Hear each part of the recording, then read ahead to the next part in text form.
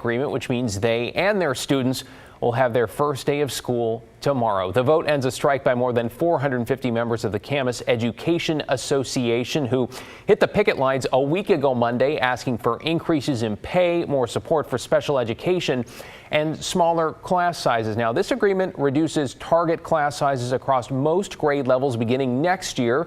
It raises teacher pay by 13% over the next 2 years, and finally boosts funding per student for PE, libraries, and music programs over the next 3 years. Teachers say they are excited to see kids back in the classroom.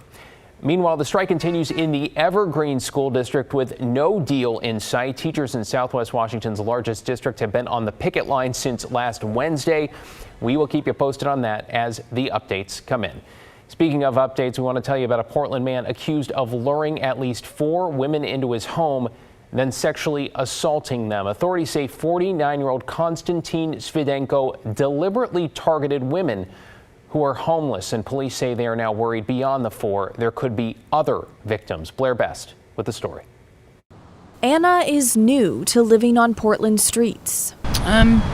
Just a few months. Though it didn't take her long to learn the dangers that come with it. There's such a hatred out here specifically targeted at women at times, where there have been some women that have just been abused and just get beat up for no reason. She protects herself the only way she knows how. I hide a lot. She wasn't surprised when we told her of the man Portland police arrested earlier this week, 49-year-old Konstantin Y. Svidenko. He's accused of repeatedly giving homeless women drugs as a way to lure them into his Northeast Portland apartment before sexually assaulting them. It reminded me of a guy that allowed me to come over to shower, but he stripped down naked and sat naked in his home while I showered.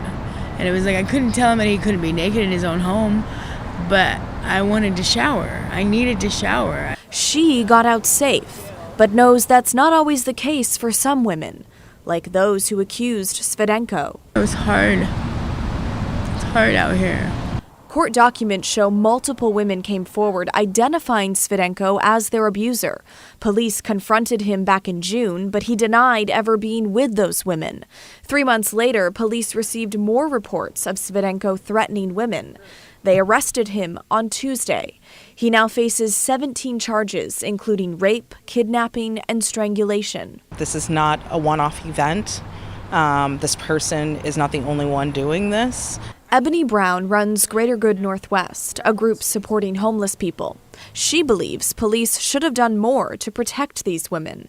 Even if you're doing an investigation, you can still warn the women that are out here every day, potentially the next victim. A lot of women don't have necessarily the fight in them, or they're in a fragile place. They can't fend off these folks. We asked Portland police why it took them several months and multiple victims coming forward before making an arrest. They said sexual assault cases are complex and require a great deal of meticulous work to gather enough evidence. They say advocating for victims and holding offenders accountable is their top priority. Now, they also believe there may be more victims in this case and ask anyone with information to give them a call. Blair Best, KGW News. And if you or anyone you know are a sexual assault survivor, know you are not alone. Help is available anytime by calling the National Sexual Assault Hotline. That number 800-656-4673.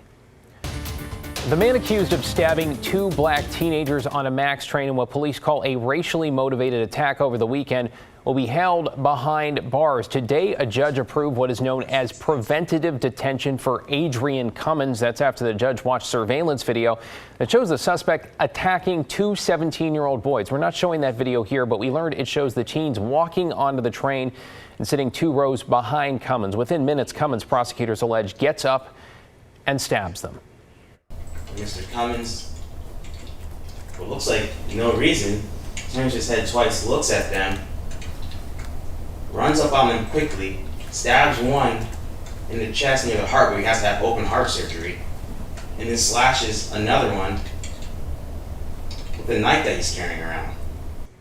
And both teens are expected to recover. Defense did not appear to dispute the details of the attack, but said Cummins is homeless and severely addicted to drugs and was high at the time. The second video here shown in court shows a robbery Cummins is accused of committing just after that stabbing. Police say he threatened a clerk with a knife at a convenience store on Southeast Flavel and 92nd before they arrested him. Now in court, Cummins looked down and shook his head multiple times while watching those videos. A day after Portland City Council voted to ban open-air drug use, albeit pending action by state lawmakers, we have details from a new study about drug use on public transit. More specifically, what researchers found when they took samples on MAX trains. Ashley Grams looks into whether what they uncovered could be dangerous for riders. It's common in downtown Portland. Clouds of smoke, tinfoil, illegal drugs. And it's no surprise that drug use spills onto TriMet MAX trains. I don't think it's a surprise to anybody that lives in Portland that there's drug use in the area. TriMet participated in a University of Washington study focused on finding drug residue on the trains. This is new, trying to understand what secondhand drug use, smoke will do to riders, employees. Researchers took over 40 samples in the metro area, some from the air and others from surfaces on board. Every sample tested positive for meth, some tested positive for fentanyl, and some cocaine. The amount of the drugs were extremely small. So how much fentanyl would actually be on your fingerprint if you were to touch a contaminated area of the train? Well, a doctor from the Oregon Poison Center says it's a really small amount, 20 million times smaller than a grain of sugar. The quantity of the drugs found are really, really small and too small to be a risk for riders and employees. But TriMet's chief safety officer says they don't want any drugs on their trains, even if they don't pose an immediate safety risk to riders. We've doubled our safety and security presence since last year. We've more than doubled our budget that we spend on safety and security at TriMet since 2020. But Wilson says they can't solve the pervasive drug problem alone. We really do need state and regional help to get after what is a real public health crisis related to drug open consumption in Portland. Reporting in downtown Portland, I'm Ashley Grams, KGW News. Interesting study there. All right, an update on a story we have been watching very closely. Oregon's largest homeless shelter will now remain open after it got a new financial lifeline. This afternoon, Multnomah County Commissioners approved an emergency $1.5 million grant for the Bybee Lakes Hope Center. It is operated by the organization Helping Hands, which says it was running out of money. The grant will keep Bybee Lakes and its 175 beds open through the end of this year. Commissioners say this could lay the groundwork for a long-term relationship between the county and the center. Fire investigators in Portland are looking into 3 fires that started this morning, all within an hour, all of them in places where people were camping, including an RV that was destroyed. Let's show you that RV at Northeast 16th and Cooch. The fire there around 7 this morning. Officials say the second blaze involved a tent, that one at Southwest 3rd and Oak. And then in North Portland, a fire sparked in a debris pile outside an RV. We talked to one person who also lives in an RV who says he knows the owner of the one that burned. Hopefully it's not somebody going out attacking people that would be burning them down. It's pretty scary itself, because there's a lot of people that have resentment towards homeless people. So hopefully it's not anything violent like that. So. Well, right now there is no evidence the fires are connected, but investigators say they are considering that possibility as they work to determine the cause. 3 former executives of ExEquitas, a failed Lake Oswego investment firm accused by security regulators of running in a, quote, Ponzi-like fashion, are going to federal prison for their role in one of Oregon's largest investor fraud cases. ExEquitas essentially imploded in 2016, leading to a years-long federal investigation that went to trial and ended this May with convictions. Now, according to our partners at the Portland Business Journal today, former chief executive Robert Jesnick received a 14-year sentence. Former chief compliance officer Andrew McRitchie got just under 6 years, and former EVP Brian Rice was sentenced to just over 3 years. They were also ordered to forfeit a combined total of more than $2 million that were earned fraudulently. All are scheduled to report to prison in November. You're watching KGW News, and coming up, we head behind bars for a tell-all from a serial shoplifter. By that time, I already got the stuff in my car, and while they're trying to pull up the phone, I'm out of the parking lot. A KGW investigation featuring a convicted criminal paying the price on what does and doesn't deter thieves. I'm Matt Safino. We started out cloudy, ended up with a lot of clear sky. Nice and warm out there right now, 69 degrees. Tracking thunderstorms in northeast Oregon. Also tracking Major Hurricane Lee. Unbelievable strength and development on that. And a little bit of morning fog, but a great second to last weekend of summer on the way.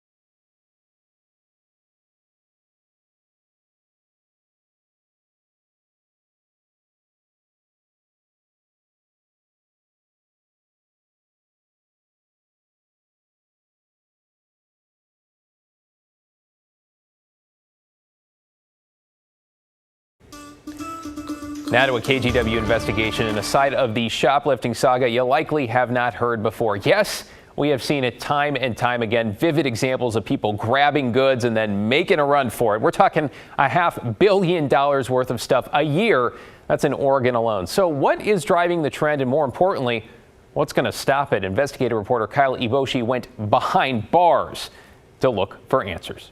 Stores hit by organized retail crime as they report brazen shoplifting. And now some stores are changing the way they operate in order to try and curb the crime. Retail theft has captured the headlines, and over the past year, we've gone deep to try and understand the issue.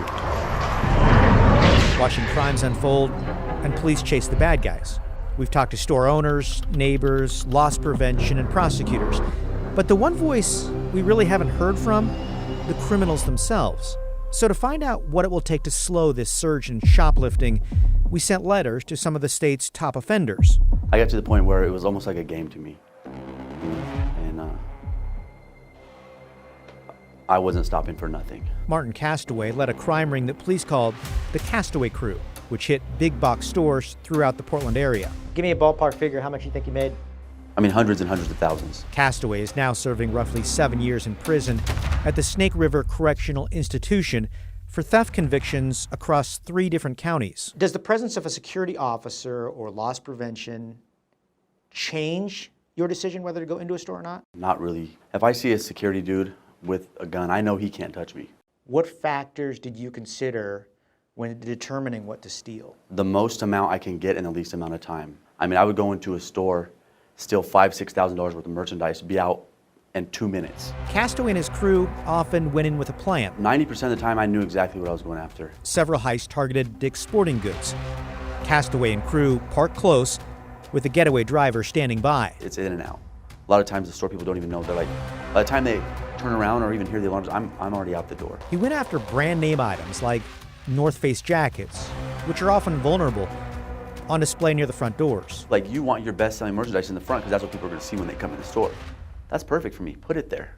I'm gone with it faster that way. Anti-theft devices like security ties that tether merchandise to the rack might slow him, but wouldn't stop him. And if it had a cable on it, I don't care. I have a pair of cutters in my pocket that say this stuff's mine anyways. Castaway stole armloads of jackets right off the rack, then bolted out the door with sensors flashing. Employees stood helpless. Most retailers tell their workers just avoid physical confrontation. Somebody might get hurt. Don't get involved. Don't get hurt over it. It's not worth it. Over the past year, some retailers in Portland have changed their checkout policy to prevent shoplifting. And they say it's working. Safeway has a separate section for items that are always getting ripped off, and Fred Meyer checks receipts before you leave. Would that stop you? No, not at all. What, some old lady saying, hey, sir. Well, by that time, I already got the stuff in my car. And while they're trying to pull up the phone, I'm out of the parking lot. So what can be done in our community to help reduce shoplifting? I would say more treatment programs. Would tougher laws or penalties change this? I don't think so at all. I think anybody who's engaged in this type of acts, I would say 70-80% of them are on drugs. They need treatment, not prison. In Castaway's case, the retail theft helped fuel a meth and video poker addiction. He also stole to help pay for cars. What happens after these items are stolen? It could end up in another country. It could end up local bar.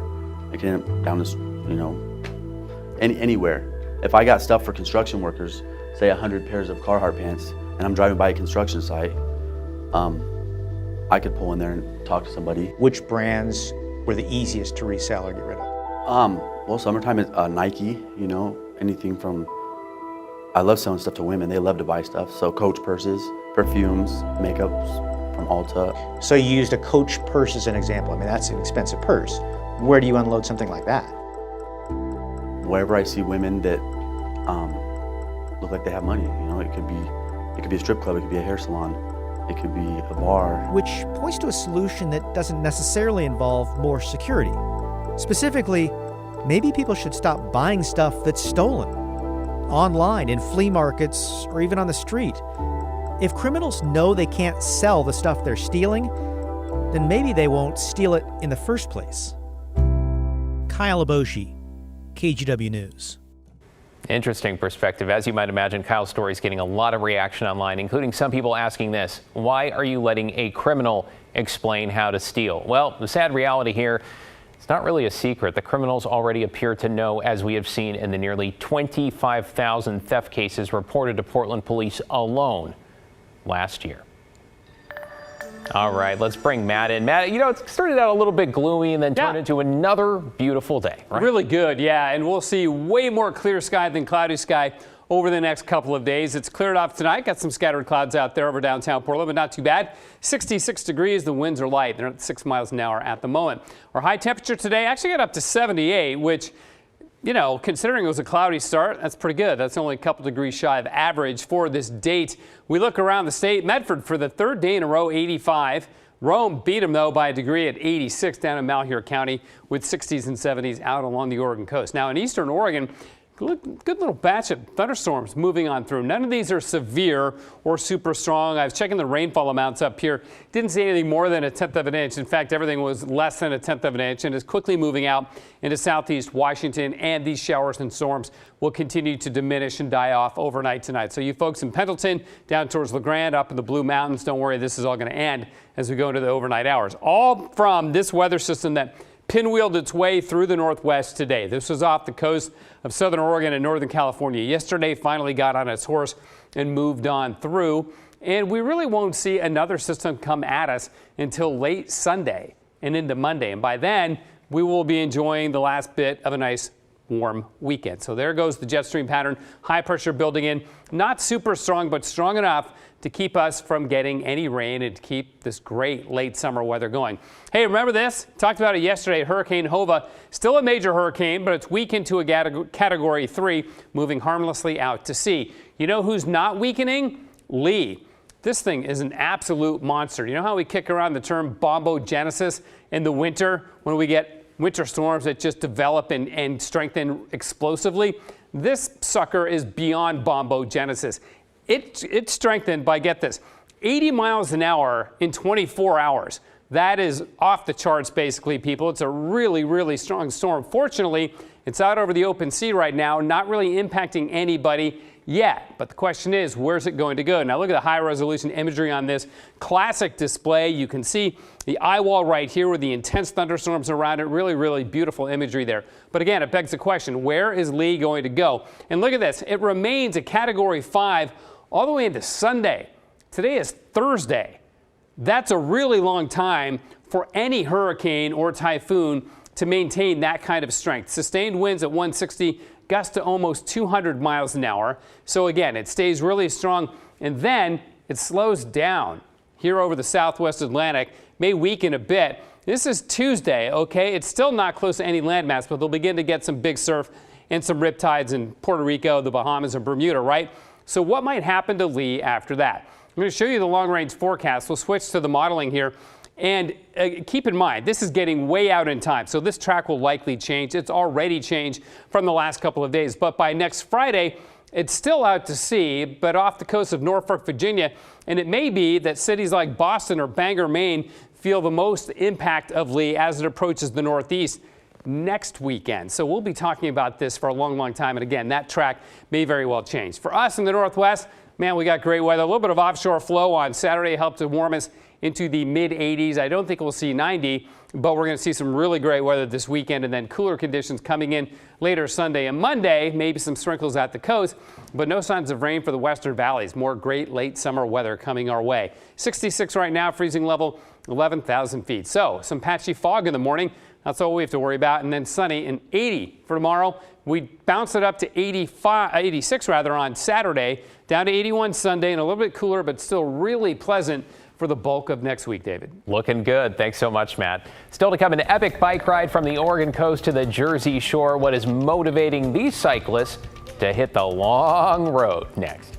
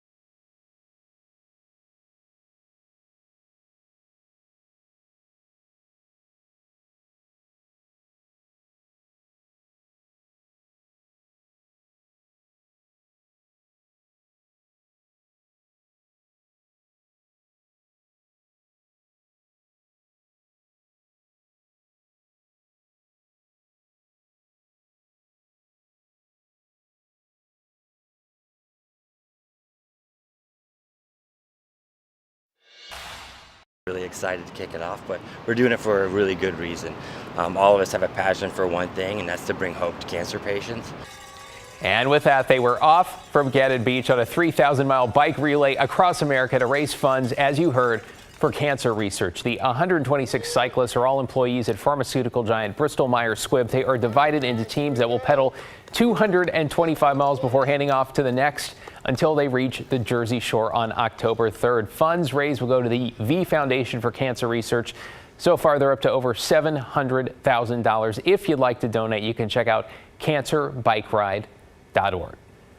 Well, coming up tonight at 11, a newly released report says Oregon libraries are seeing more attempts to get books off shelves than they have in decades. Alma McCarty joins us. Alma, you looked into the data here. What'd you find? Well, the data really, David, is from July 2022 until June 2023 at schools and public libraries. During that period of time, 85 titles were challenged in 45 separate incident reports. The last time it was nearly this high was 1992 with 70 challenged titles. In terms of books, there are some consistently requested for removal, from Toni Morrison's The Bluest Eye to Margaret Atwood's A Handmaid's Tale. This year, many of the challenge books are centered around LGBTQ+ topics or are by or about Black, Indigenous, and people of color. These challenges are all coming from kind of local community members, generally speaking, but we're seeing a lot more efforts to target specific titles or topics. They're kind of being arranged at the national level. Now, when a book gets challenged, and there is an official challenge process at every library, staff and sometimes community members will sit down, review it, and consider whether it should be pulled. More often than not, it stays shelved in its original location.